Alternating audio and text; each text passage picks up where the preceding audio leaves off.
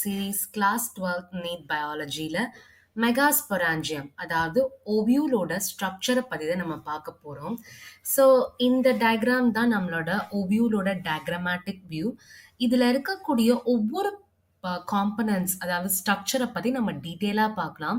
இதுக்கு முன்னாடி கைனீஷியம் பற்றி நம்ம பார்த்துருந்தோம் அண்ட் பிஸ்டல்னா என்ன அண்ட் அதோட டைப்ஸ் அண்ட் பார்ட்ஸ் இது எல்லாமே டீட்டெயிலாக நம்ம பார்த்துருந்தோம். ஸோ ஓவியூலில் நம்ம பார்க்கலாம். ஓவியூல் அப்படின்றது ஒரு சின்ன ஸ்ட்ரக்சர். இந்த ஸ்ட்ரக்சர் பார்த்தீங்கன்னா பிளசண்டாவோட அட்டாச் ஆகியிருக்கும். அந்த பிளசண்டாவோட அட்டாச் ஆகியிருக்கும் போது ஒரு சின்ன காம்பு மாதிரி அட்டாச் ஆகியிருக்கும். அதுதான் நம்ம ஃபியூனிக்கல் அப்படின்னு சொல்றோம். நம்ம டயக்ராமேட்டிக் வியூல பார்த்தீங்கன்னா இதுதான் நம்மளோட ஓவியூல். இந்த ஓவியூல் வந்து பிளசண்டா, அதுல பிளசண்டா காமிக்கல, பிளசண்டாவோட அட்டாச் ஆகிருக்கு. ஸோ இந்த ரீஜன் இருக்கு இல்லையா, காம்பு மாதிரி இருக்கிற ரீஜன், இதுதான் நம்ம ஃபியூனிக்கல் அப்படின்னு சொல்றோம். Okay, next one. இந்த ஓவியூலோட உடம்பு பார்த்தீங்கன்னா ஃபியூனிக்கலோட ஃபியூஸ் ஆகிருக்கும். இந்த ஃபியூஸ் அப்படின்றது ரொம்ப இம்பார்ட்டண்டான வேர்ட். ஃபியூனிக்கலோட ஃபியூஸ் ஆகியிருக்கிற ரீஜனை ஹில்லம் அப்படின்னு சொல்லுவாங்க. அதே நம்ம டயக்ராமேட்டிக் வியூலயே சொல்லியிருப்பாங்க. இதுதான் நம்மளோட ஓவியூல் அண்ட் இதுதான் நம்மளோட ஃபியூனிக்கல். என்னோட ஓவியூலோட உடம்பு ஃபியூனிக்கலோட ஃபியூஸ் ஆகி இருக்கக்கூடிய இந்த ரீஜியன்ஸ் எல்லாமே நம்ம ஹில்லம் அப்படின்னு சொல்றோம். ஓகே, ஸோ நான் இப்போ எதெல்லாம் முக்கியமாக நான் சொல்கிறேனோ அது எல்லாமே நீட் எம்சிக்யூ தான். அண்ட் ஏன் நான் அதை வந்து டயக்ராமோட கம்பைன் பண்ணி நான் சொல்கிறேன்னா, டயக்ராமை மட்டும் கொடுத்துக்கிட்டே உங்களை எம்சிக்யூ வந்து கேட்கலாம், இது என்ன பார்ட் அப்படின்றது. ஸோ நம்ம என்ன அப்படின்றத புரிஞ்சுக்கிட்டு அண்ட் அது வந்து எந்த இடத்துல இருக்கும் அப்படின்னு தெரிஞ்சுக்கிட்டோன்னா உங்களுக்கு நல்லாவே வந்து மெமரியில் ஸ்டோர் ஆகிடும். அந்த ரீசனுக்காக தான் நான் ரெண்டுத்தையும் கம்பைன் பண்ணி உங்களுக்கு வந்து நான் சொல்லித்தரேன். இப்போ நெக்ஸ்ட் வந்து பார்த்தீங்கன்னா இன்டர்கமெண்ட்ஸ். அதுக்கு முன்னாடி இன்டர்கமெண்ட்ஸ்னா என்ன அப்படின்றத நம்ம தெரிஞ்சுக்கணும். ஸோ நம்ம முன்னாடியே சொன்ன மாதிரி ஹில்லம் அப்படின்றது என்னோட ஃபியூனிக்கல அப்படியே உடம்போட ஃபியூஸ் ஆகி இருக்கக்கூடிய ரீஜியனை தான் ஹில்லம் அப்படின்னு சொல்றோம். இந்த ஹில்லம் பார்த்தீங்கன்னா ஓவியூலுக்கும் ஃபியூனிக்கலுக்கும் இருக்கக்கூடிய ஜங்ஷன் தான் இந்த ஹில்லம். ஏன் அப்படி ஜங்ஷன்னு சொல்றோம்னா, என்னோட ஓவியூலும் என்னோட ஃபியூனிக்கலும் சேர்ந்து ஃபார்ம் ஆகியிருக்கிற ரீஜன் தானே ஹில்லம். அதனால அது ரெண்டுத்துக்குமே ரெப்ரசன்ட் பண்ணி ஒரு ஜங்ஷனா இருக்கிறதுனால தான் ஹில்லமை வந்து junction between ovule and funicle அப்படின்னு சொல்றோம். இதுவும் இம்பார்ட்டண்டான நீட் எம்சிக்யூ.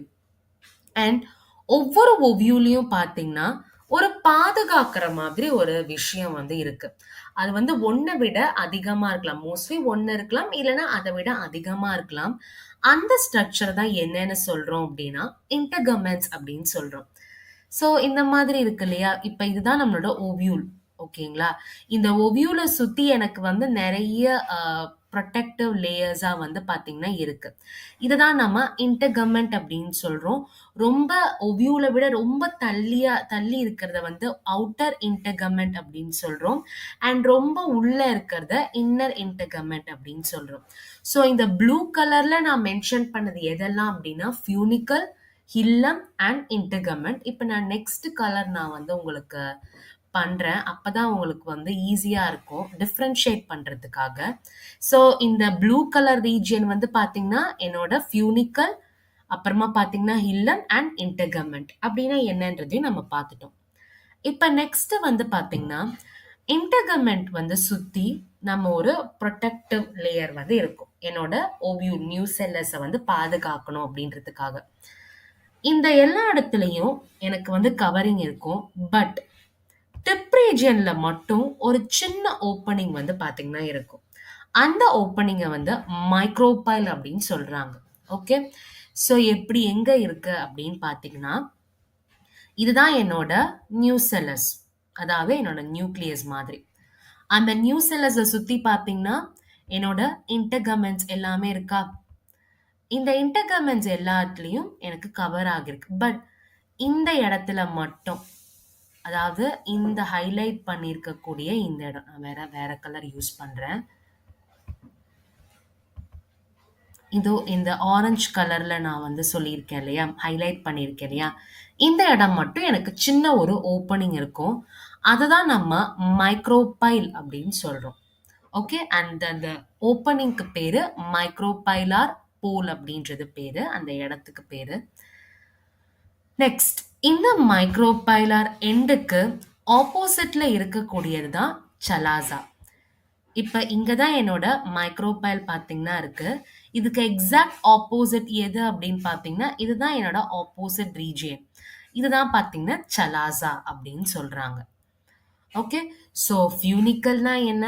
ஹில்லம்னா என்ன? இன்டர்கமென்ட்னா என்ன?